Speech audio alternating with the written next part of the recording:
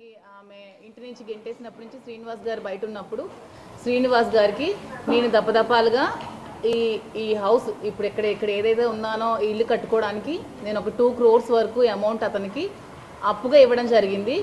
అప్పు అంటే నేను తిరిగి రిటర్న్ ఎక్స్పెక్ట్ చేసి అతనికి నేనేమీ డబ్బులు ఇవ్వలేదు. ఈ ఎలాగైనా కార్యాలయం నిలబెట్టుకోవాలి, మళ్ళీ శ్రీను గారు ఇక్కడే టెక్కల్లోనే ఉండాలి, మళ్ళీ వైసీపీ కార్యాలయం కూడా ఇక్కడ టెక్కల్లోనే ఉండాలనే ఉద్దేశంతో ఈ అమౌంట్ అతనికి ఇవ్వడం జరిగి ఈ ఇల్లు మళ్ళీ కన్స్ట్రక్షన్ చేసుకోవడం జరిగింది. ఇక్కడే కార్యక్రమాలను చేయడం కూడా జరిగింది. కానీ ఒక 1 month బ్యాక్, ఈ 2 yearsలో ఎప్పుడూ లేనిది 1 month బ్యాక్ వాణి వచ్చి తన ఒక 100 మంది మనుషులతో వచ్చి ట్రెస్ పాస్ చేసి ఇల్లు అవి వెరగొట్టి, డోర్స్ వెరగొట్టి, గోడలు పగలగొట్టి ట్రెస్ పాస్ చేసి లోపలికి వచ్చింది. లోపలికి వచ్చి ఈ హౌస్ కూడా ఆక్యుపై చేసుకోవడానికి ట్రై చేసి కోర్టులు కూడా ఆశ్రయించింది. నేను కోర్టు వారి నిర్ణయానికి ఎప్పుడు కూడా గౌరవిస్తాను. నేను కోర్టుకి నేను ఎప్పుడు ఎగ్నెస్ట్ కాదు. ఇది కూడా ఆక్యుపై చేసుకోవాలని చూసినప్పుడు శ్రీను గారిని నేను కలిసి, శ్రీను గారు ఇంకేం పరిస్థితి, ఇది కూడా ఆక్యుపై చేసుకుంటే ఎలాగా, మీకోసం కదా, మీ మీద అభిమానంతో ఈ పార్టీ కార్యాలయం మళ్ళీ నిలబెట్టాలని కదా మీకు డబ్బులు ఇచ్చాను, ఏంటి పరిస్థితి అంటే, నువ్వు దానికోసం ఎక్కువ ఆలోచించాల్సిన అవసరం లేదు, నాకు ఎప్పుడు ఒకలా డబ్బులు ఉంచుకునే ఆలోచన మనిషిని నేను కాదు, ఈ హౌస్ని నీ పేరు మీద రిజిస్ట్రేషన్ చేస్తానని చెప్పి 6వ తారీఖు మార్నింగ్ పలాస రిజిస్టర్ ఆఫీస్లో నా పేరు మీద ఈ ప్రాపర్టీ రిజిస్ట్రేషన్ చేయడం జరిగింది. సో మీ పత్రికా ముఖంగా నేనేం చెప్తున్నానంటే, ఈ ప్రాపర్టీ కంప్లీట్గా నాది, లీగల్గా ఈ ప్రాపర్టీ కంప్లీట్గా నాది. సో ఈ ప్రాపర్టీకి వాణి కానీ తనకు సంబంధించిన వ్యక్తులు కానీ అనుచరులు కానీ ఎవ్వరు కూడా రావడానికి ఎటువంటి రైటు లేదు. ఆమె భర్తతో ఏవైనా విభేదాలు ఉన్నా, ఏవైనా లీగల్ ప్రాబ్లమ్స్ ఉన్నా ఆమె లీగల్గా తేల్చుకోవాలి తప్పితే ఇలా ట్రెస్ పాస్ చేసి 100 మంది తీసుకొచ్చి, నిన్ను కూడా మీరు అందరూ చూశారు, నేను ఒక్కదాన్నే ఉన్నాను ఇంట్లో, నిచ్చెన పట్టి పైకెక్కి నన్ను చంపడానికి ప్రయత్నించారు, పవర్ కట్ చేశారు, వాటర్ లేదు, నిన్నంత పవర్ లేక వాటర్ లేక చాలా సఫర్ అయ్యాను. పోలీస్ వాళ్ళు చాలా సపోర్ట్ చేశారు, నేను కాదనట్లేదు. ప్రభుత్వం కూడా నాకు అండగా నిల్చోవాలి ఈ విషయంలో, ఎందుకంటే ఇది నేను డబ్బులు ఇచ్చి కొనుక్కున్న ప్రాపర్టీ కాబట్టి. ఇక్కడికి అలాంటి ఇంకా ట్రెస్ పాస్ ఇంకొకటి జరగకున్నా, ఆవిడ మళ్ళీ ఇక్కడికి రాకున్నా, నన్ను ఇబ్బంది పట్టకున్నా, మీరు మీ మీడియా వాళ్ళు, పోలీస్ వారు, ఈ ప్రభుత్వం అందరు నన్ను ఆదుకోవాలని, నాకు అండగా నిలబడాలని కోరుకుంటున్నాను. నిన్న ఎవరో అడిగారు శ్రీను గారు ఇది ఇష్టపూర్వకంగా చేశారా ఏంటా అని, దానికి సంబంధించి శ్రీను గారికి కాల్ కూడా చేసి మీ ముందే అది కూడా చేద్దామని అనుకుంటున్నాను.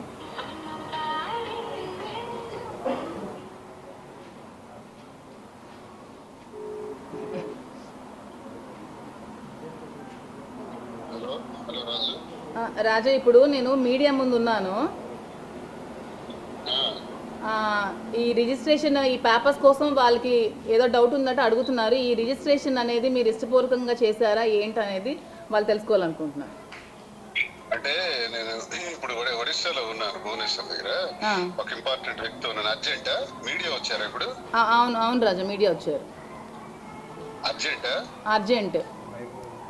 పక్క వస్తాను, ఒక్క నిమిషం.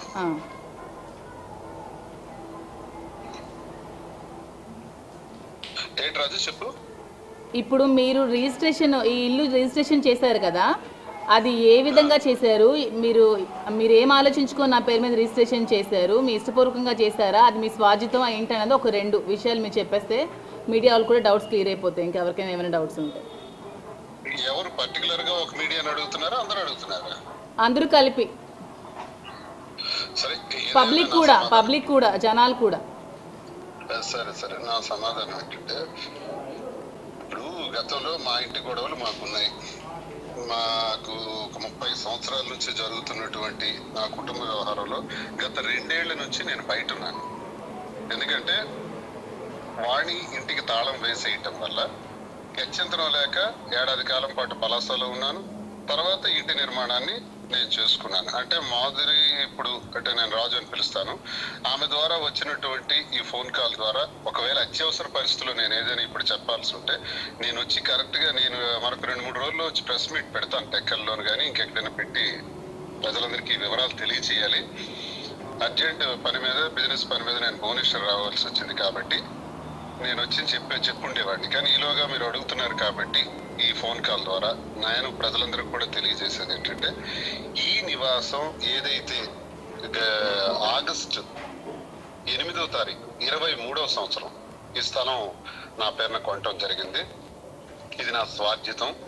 ఈ స్వార్జితం స్థలం మీద ఒక పార్టీ కార్యాలయం నిర్మాణం చేసి దానిలోనే ఒక బెడ్రూమ్ కూడా వేసుకొని ఒక క్యాంప్ ఆఫీస్ లో ఉండాలి అని నేను అనుకున్నాను. అలా ఏర్పాటు చేసినటువంటి ఈ నివాసంలో మరి గత నెల రోజులుగా జరుగుతున్నటువంటి గొడవల్లో మా ఇంటి గొడవలకు సంబంధించి వాణి రావటం, నేటికి ఇదే రోజు కరెక్ట్ గా 8వ తారీఖున ఆవిడ రావటం, వచ్చి నిన్నటి వరకు కూడా చాలా గలాట చేయటం, ఆస్తుల గురించి పోరాటం, టెక్కల్లో నువ్వు ఉండకూడదు బయటికి పోవాలి అనటం, మరి అలాగే ఎమ్మెల్సీగా నిన్ను టెర్మినేట్ చేయాలని పార్టీకి డిమాండ్ చేయటం, సస్పెండ్ చేయాలని చెప్పటం, ప్రజలందరి ముందు నన్ను అవమానపరచటం, చాలా నీచంగా నన్ను క్యారెక్టర్ అసాసినేషన్ చేసి ఒక భార్యగా ప్రవర్తించకూడని రీతిలో ప్రవర్తించటం వల్ల నేను మనస్తాపానికి గురవుతూ ఈ మధ్య అంతా కూడా టెక్కల్లోనే అదే నివాసంలో మరి మొన్న 5వ తారీఖు సాయంత్రం వరకు ఇంచుమించు 6వ తారీఖు రాత్రి 5వ తారీఖు రాత్రి వరకు కూడా 5వ తారీఖు రాత్రి వరకు కూడా అదే గృహంలో ఉన్నాను.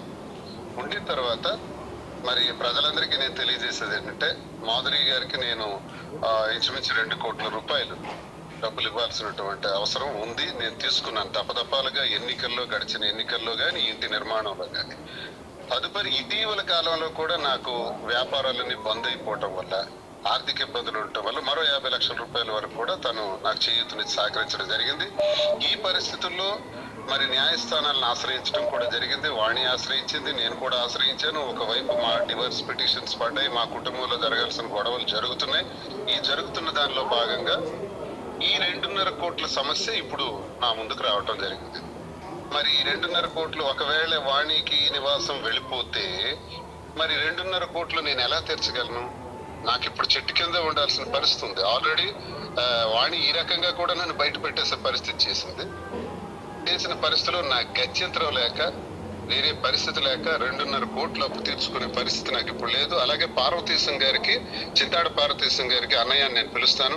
చాలా గౌరవప్రదమైన వ్యక్తి, మంచి వ్యక్తి, మహానుభావుడు. ఆయనకి కూడా నేను 60 లక్షల రూపాయలు ఇవ్వాలి. ఆయన కూడా రిజిస్ట్రేషన్ నా పేరున ఇంకా డబ్బులు బాకీ ఉన్నప్పటికి చేశాడు. ఇప్పుడు ఆయనకి 60 లక్షలు, మరి మాధురి గారికి ఇవ్వాల్సినటువంటి 2,50,00,000. ఇవన్నీ నేను ఇప్పుడు ఎక్కడ అరేంజ్ చేయగలను? నా వ్యాపారాలన్నీ ఈ ప్రభుత్వం వచ్చిన తర్వాత మొత్తం పోయినాయి. ఇప్పుడు ఐఎమ్ ఆన్ ది రోడ్.